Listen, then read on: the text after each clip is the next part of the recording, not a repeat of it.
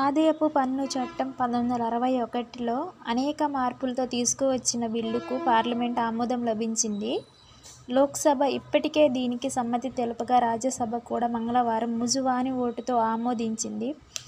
ఆదాయపు పన్ను బిల్లు 2025, పన్ను చట్టాల సవరణ బిల్లు 2025లను ఆర్థిక మంత్రి నిర్మలా సీతారామన్ గారు ప్రవేశపెట్టారు.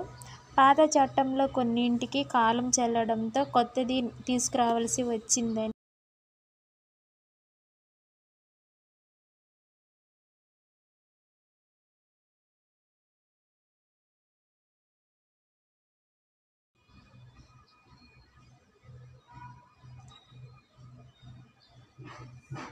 వివరించారు.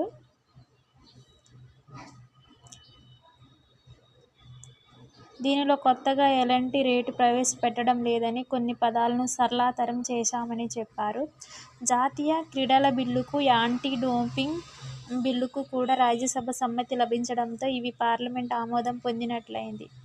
అంతరాయాల మధ్య 2 బిల్లుల్ని లోక్సభ ఆమోదించింది. వాటిలో ఒకటి గనులు, ఖనిజాల సవరణ బిల్లు 2025 కాగా, రెండోది భారతీయ ఓడరేవుల బిల్లు 2025.